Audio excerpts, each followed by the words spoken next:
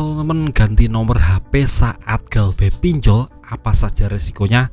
Nah, ini jadi pertanyaan yang sangat umum sekali ya teman. Jika teman-teman ingin melakukan gagal bayar alias tidak bayar tagihan, tapi teman-teman ingin yang namanya mengganti nomor HP, itu resikonya apa saja, saya akan bahas tuntas di video kali ini. Jadi mohon simak video sampai habis ya teman.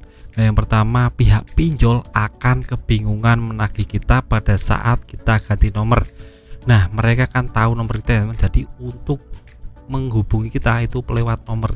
Jadi jika nomornya kita nonaktifkan, maka mereka akan kebingungan untuk menghubungi kita, tidak bisa dihubungi. Jadi satunya jalan bagi mereka adalah untuk nelponin kontak darurat. Nah, ini menjadi sangat berbahaya jika teman menautkan kontak darurat sahabat teman-teman atau saudara teman-teman yang dekat. Nah, nanti tahu-tahu akan dikejar terus, akan suruh menagihkan teman-teman jika umpamanya teman-teman melakukan galbay alias tidak bayar tagihan. Jadi ini sangat penting sekali teman, pada saat teman-teman daftar atau mengajukan pinjaman, kontak darurat itu lebih baik nomor acak atau nomor yang teman-teman tidak tahu, agar teman-teman lebih aman ke depannya kalau umpamanya menautkan kontak darurat. Itu yang pertama ya teman. Untuk yang kedua adalah pinjaman online akan cross check jumlah nominal pinjaman dan domisili teman-teman. Kenapa seperti ini? Karena kalau kita sudah galbay dan nomornya kita tidak aktif, maka mereka akan nelpon kontak darurat dan itu juga mungkin tidak akan bisa dan langsung mengcross check nominal pinjamannya ada besar atau kecil dan jumlah domisili teman-teman ada di mana. Itu bisa menjadi indikasi untuk beralih ke step selanjutnya, yaitu akan ditagih atau tidak. Misalnya nih teman-teman, besarnya pinjaman itu sekitar 10 juta ke atas dan domisili ada di perkotaan, itu ada kemungkinan akan ditagih teman-teman langsung ke rumah. Kenapa seperti itu? Karena nominal besar itu lebih diprioritaskan pinjaman online, terutama debt collector, untuk menagih teman-teman. Jadi mengganti nomor HP itu sama artinya teman-teman langsung ke step selanjutnya, yaitu teman-teman akan ditagih langsung ke rumah. Tapi tidak serta-merta seperti itu teman.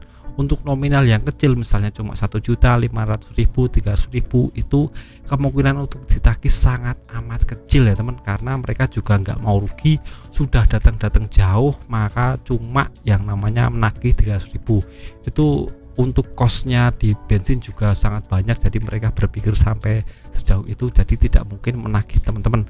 Jadi itu harus dicamkan oleh teman-teman. Nah, untuk yang terakhir yang paling aman ini, teman-teman akan terbebas dari yang namanya teror WA atau telepon. Nah, ini terjadi jika teman-teman sudah mengganti nomor, karena mereka menelpon juga nggak bisa, mereka WA juga nggak bisa. Mentok-mentok mereka ingin menghubungi teman-teman lewat email teman-teman. Kenapa? Karena biasanya emailnya kan nggak ganti ya teman. Nah, kalau teman-teman sudah ganti email, jadi terbebas dari semua penagihan pinjaman online yang datang ke teman-teman. Jadi jika teman-teman ingin terbebas, ya cukup ganti nomornya dihapus, ganti yang baru, WA-nya juga, dan emailnya juga diganti yang baru. Dan lebih baik teman-teman setel pengaturan pabrik agar teman-teman lebih aman ke depannya, tidak akan ditagih-tagih. Dan untuk isu sadap juga tidak akan bisa kalau teman-teman sudah mengaktifkan pengaturan ulang pabrik teman. Di HP kan biasanya ada pengaturan ulang pabrik, atau teman-teman ganti HP juga nggak apa-apa, itu bisa lebih aman. Jadi tidak akan mendeteksi lokasi teman-teman, tidak akan mendeteksi alamat rumah teman-teman. Itu lebih buat teman-teman aman dan secure ya teman, dari penagihan pinjaman online.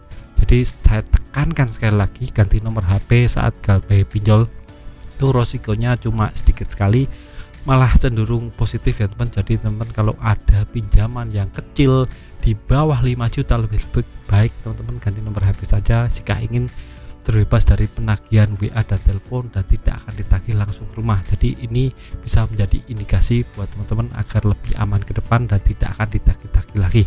Nah, buat teman-teman yang ada pertanyaan seputar pinjaman online yang lain, bisa tulis kolom komentar, saya akan jawab sebisa saya.